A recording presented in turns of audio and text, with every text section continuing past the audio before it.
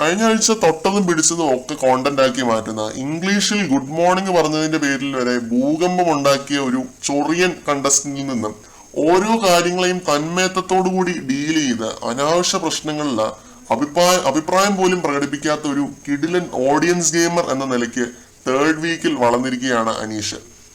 അനീഷ് ഒരു സൈഡ് എടുക്കുന്നില്ല ഈ ഒരു വിഷയത്തില്. അപ്പാൻഷരത്ത് അത്രയും ബഹളം ഉണ്ടാക്കി ഷൗട്ട് ചെയ്ത് അലറി പൊട്ടിച്ച് ആ ഒരു വാഷ്റൂം ഏരിയയിൽ പോയിരിക്കുമ്പോൾ അവിടെ പോയി അപ്പാനിയുടെ മൈൻഡ് ഒന്ന് ഈസാക്കുന്നത് അല്ലെങ്കിൽ അത് ആശ്വസിപ്പിക്കുന്നത് ആരാണ് എന്ന് പറഞ്ഞാൽ നിങ്ങൾ വിശ്വസിക്കില്ല. അത് മറ്റാരുമല്ല, അനീഷാണ്. അനീഷ് അപ്പാനിയോട് പറഞ്ഞത് ഇതാണ്: ഇത്രയൊന്നും അഗ്രസീവ് ആവരുത് കേട്ടോ അനീ ശരത്തെ, ഇത്രയ്ക്കൊന്നും റേസ് ആവരുത്. ദേഷ്യം വരുമ്പോൾ നമുക്ക് പലതും തോന്നും, പക്ഷെ അതൊന്നും ഇവിടെ അങ്ങനെ കാണിക്കാൻ നമുക്ക് പറ്റില്ല ശരത്ത്, കൺട്രോൾ ചെയ്യണം എന്ന്.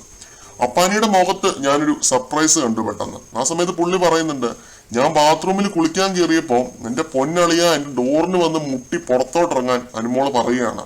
എനിക്ക് മനസ്സിലാവുന്നില്ല അളിയ, എനിക്ക് സത്യമായിട്ട് മനസ്സിലാവുന്നില്ല ഇവിടെ എന്താണ് നടക്കുന്നത് എന്ന്.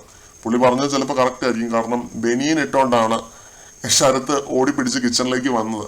ഇവരുടെ ഫുൾ കോൺവെർസേഷൻ കാണിക്കുന്നില്ല ലൈവിന്, അത് കട്ട് ചെയ്ത് കളഞ്ഞിട്ടുണ്ട് കുറെ ഭാഗങ്ങൾ. എന്തായാലും അനീഷ് ഒരു വളരെ മികച്ച ഓഡിയൻസ് ഗെയിമറായി മാറിക്കൊണ്ടിരിക്കുന്ന കാഴ്ചയാണ് നമ്മൾ കണ്ടുകൊണ്ടിരിക്കുന്നത്.